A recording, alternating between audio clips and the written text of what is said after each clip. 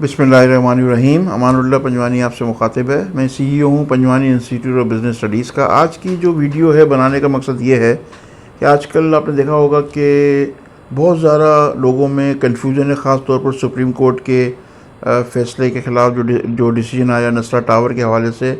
हर आदमी जो ताल्लुक़ है जिसका रियल इस्टेट से या जो इन्वेस्टमेंट करना चाहता है वो डरा हुआ है, खौफज़दा है कि क्या होगा, कौन सा प्रोजेक्ट लीगल है, कौन सा गैर कानूनी है।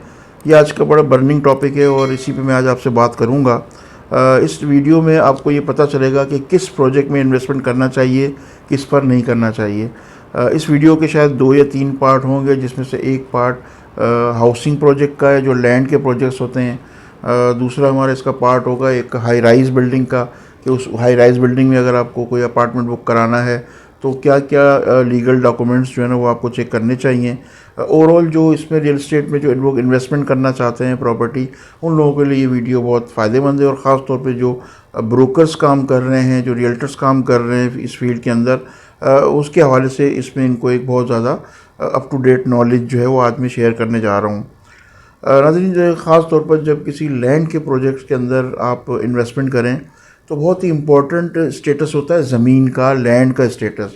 अगर ज़मीन का मामला क्लियर होगा, जो लैंड का मामला अगर क्लियर होगा, तो फिर उसी से फर्दर जो है मुख्तलिफ़ डॉक्यूमेंटेशन होती है और स्टेप बाय स्टेप इसकी कुछ कन्वर्जन्स होती हैं, कुछ NOCs के प्रोसेस होते हैं। तो ये है कि ये जाके फिर एक प्रोजेक्ट जो है वो मैच्योर होता है और फॉर सेल या फॉर मार्केटिंग पर्पज़ जो है ना वो लॉन्च होता है। तो मैं आपको इनिशियल स्टेज के ऊपर ही इसकी बात करूँगा। देखिए, ज़मीन के जो स्टेटस होते हैं वो मुख्तलिफ़ हैं। कुछ ज़मीनें ऐसी हैं जो सर्वे लैंड होती हैं, जिनको सर्वे लैंड कहा जाता है। कुछ ऐसी ज़मीनें हैं जो सरकारी ज़मीनें हैं, ना क्लास लैंड होती हैं। कुछ लैंड्स गोट आबाद की ज़मीनें होती हैं। और कुछ जो है ना ज़मीनें ना उसके डिफरेंट स्टेटस होते हैं, जो 30 साल की लीज़ के ऊपर होती है। तो मैं आपसे अर्ज़ करूँगा कि अगर ख़ास तौर पर जब आपको कोई सी लैंड के प्रोजेक्ट में इन्वेस्टमेंट करना है तो ये ज़रूर देखें कि उस लैंड का जो ज़रूरी स्टेटस है वो क्या है। ज़रूरी स्टेटस में डिफरेंट चीज़ें हैं। सकनी ज़मीन होती है, कबूली लैंड होती है, नाकबूली लैंड होती है। गो के सर्वे लैंड के मुख्तलिफ़ नाम हैं। सर्वे ज़मीन, सर्वे असल में बेसिकली इसलिए कहते हैं कि ये अंग्रेज़ ने 1925 में एक पूरे बरसगीर पाक व हिंद में एक ज़मीनों का सर्वे कराया था। तो उस वक्त सर्वे नंबर अलॉट हुए थे जो भी इसके मालकान थे, इसलिए उसको सर्वे ज़मीन कहते हैं। सर्वे ज़मीन को मौरूसी भी इसलिए कहते हैं, मौरूसी भी कहते हैं कि मौरूसी सिर्फ इसलिए कहते हैं कि विरासत दर विरासत चली आ रही होती है, परदादों को अलॉट हुई, फिर इनके बच्चों को, फिर इनके बच्चों को। और आज की जनरेशन में जो लेटेस्ट है तकरीबन 2-3 जनरेशन जो हैं गुजर चुकी हैं, इसलिए मौरूसी होती है। इसका कोई लीज़ का पीरियड भी नहीं होता। और तीसरा, इसको प्राइवेट लैंड भी कहते हैं। नाज़रीन, प्राइवेट लैंड इसलिए कहते हैं कि इसकी जो ओनरशिप होती है ये प्राइवेट एक इंडिविजुअल के पास होती है, ये सरकार की मिल्कियत नहीं होती नाकला ज़मीन। गो के बोर्ड ऑफ रेवेन्यू एक मॉनिटरिंग अथॉरिटी होती है इस ज़रूरी ज़मीन की, मगर वो ऑन नहीं करती इसको। तो इसलिए सबसे बहुत ही इम्पोर्टेंट जो स्टेटस है, आप बिल्डर से सवाल कर सकते हैं कि भाई आपकी जो ज़मीन है ये मौरूसी है, नाक्लास है, सरकारी है, क्या इसका स्टेटस है। इसके लिए जो इसका एक अथेंटिक डॉक्यूमेंट होता है वो फॉर्म 7 होता है। फॉर्म 7 उनसे आप डिमांड कर सकते हैं। को क्या ये आम प्रैक्टिस है कि कुछ दिखाता नहीं है। जो बिल्डर अगर ये छुपाता है, दिखाता है नहीं है आपको फॉर्म 7, तो इसका मतलब इसके अंदर कोई भी इलीगलिटी है, कोई ने इसमें कोई ऐसा काम किया हुआ है जिससे वो आपको शो नहीं कर रहा। अच्छा, फिर इसका स्टेटस आता है कि ज़मीन सर्वे है, सर्वे नंबर। सर्वे नंबर जो है ये इसलिए बहुत इम्पोर्टेंट होता है कि उससे आप एग्जैक्ट लोकेशन पर पहुंच सकते हैं। सर्वे नंबर के बाद फिर एक होती है देह, DEH, इसको देह कहते हैं।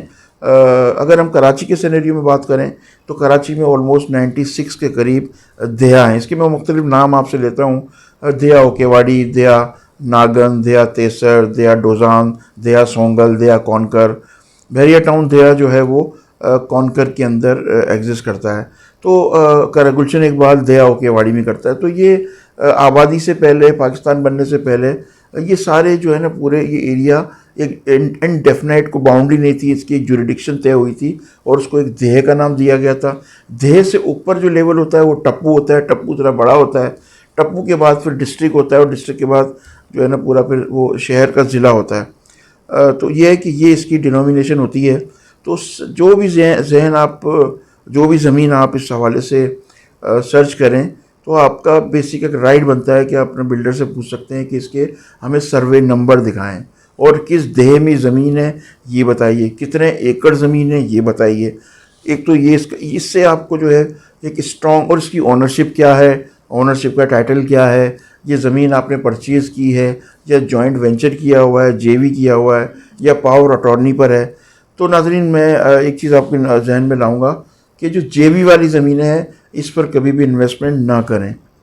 जॉइंट वेंचर का मतलब ये होता है कि जिसकी ज़मीन होती है उससे एक बिल्डर कॉन्ट्रैक्ट कर लेता है कि भाई ये तुम्हें पैसे एक साल के बाद दूंगा, और एक साल के बाद की वादे के ऊपर एग्रीमेंट भी हो जाता है, कॉन्ट्रैक्ट भी हो जाता है, और बिल्डर उस ज़मीन को लेकर फिर जब उसको प्लॉटिंग करके सेल करना होता है तो वो रेट इतना ज़्यादा होता है कि जिसने कॉन्ट्रैक्ट किया हुआ होता है, जो जेवी का जो ज़मींदार होता है, जो ज़मीन का मालिक होता है, उसके जहन में लालच आ जाती है कि यार मैंने जो ज़मीन तो उनको 1 करोड़ रुपये एकड़ में दी थी, यहाँ ये सिर्फ एक एसबी प्लॉट जो है 400 गज का कमर्शियल 2 करोड़ का बेच रहे हैं, तो मैं तो सरासर घाटे में हूँ। तो यहाँ सर डिस्प्यूट पैदा होते हैं, और डिस्प्यूट की वजह से प्रोजेक्ट जो है फिर वो हैंग हो जाता है, कोर्ट मैटर हो जाते हैं, और आफ्टर ऑल जो एक क्लाइंट है उसको डिलीवरी नहीं हो कर पाते। आपने देखा होगा बहुत सारे प्रोजेक्ट जो है कराची में क्या और शहरों में भी वादा तो होता है 3 साल में दे देंगे, 4 साल में दे देंगे, 5 साल में दे देंगे, मगर आमतौर पर टाइम पर पोजीशन नहीं दे सकते बिल्डर, क्योंकि कोई ना कोई इसके अंदर लीगली जो है हर्डल्स आ जाती हैं। तो मेरी आपसे रिक्वेस्ट है कि जब भी इन्वेस्टमेंट करें तो ये चीज़ें, ये डॉक्यूमेंट्स आपका राइट है, क्योंकि आप अपनी ज़िंदगी भर की जमा पूंजी उसके अंदर लगा रहे हैं, तो ये आपका हक बनता है कि आप ये चीज़ें उससे लें। प्रॉपर ज़मीन का टाइटल बिल्डर के नाम पर हो, उसकी कंपनी के नाम पर हो, या खुद ओनर जो है उसके नाम पर हो, सेल डीड की हुई हो ज़मीन की, इवन मुटेशन तक भी की हुई हो। ज़मीन की मुटेशन जो है ये रिकॉर्ड के अंदर राइट्स ऑफ ट्रांसफ़र जो नाम होता है उसको कहते हैं, तो मुटेशन भी की हुई तो इससे अथेंटिक ज़मीन जो है वो नहीं हो सकती। ये तो हो गया एक ज़रूरी। इसके बाद जो नेक्स्ट स्टेप आता है, जो अथॉरिटी उस जगह एग्जिस्ट करती है, अगर वो ज़मीन एमडीए में है, एलडीए में है, केडीए की जुरिडिक्शन है, केएमसी की जुरिडिक्शन है, या कोई भी ऐसी अथॉरिटी, अगर हम कराची के सिनेरियो में बात करें तो तकरीबन 14 अथॉरिटीज़ हैं यहाँ पर जो लैंड गिविंग अथॉरिटीज़ हैं। तो ये ज़रूर देखें कि ये किस अथॉरिटी के अंडर में ज़मीन आ रही है, उस अथॉरिटी का proper NOC, no objection certificate मौजूद है, और उसकी अप्रूवल मौजूद है। उसका जो मैप होता है उस प्रोजेक्ट का, वो अप्रूव्ड मैप है। देखिए, मैप 2 तरह के आमतौर पर मार्केट में राइज हैं। एक होता है प्रपोज लेआउट प्लान। प्रपोज का मतलब यही होता है कि फ़र्ज़ी एक लेआउट प्लान बना लिया जाता है ऑटोकैड की ड्राइंग से, और जो है ना बिल्डर या फिर मार्केटिंग कंपनी उसमें सेल करना शुरू कर देती हैं। एक होता है अप्रूव्ड लेआउट प्लान।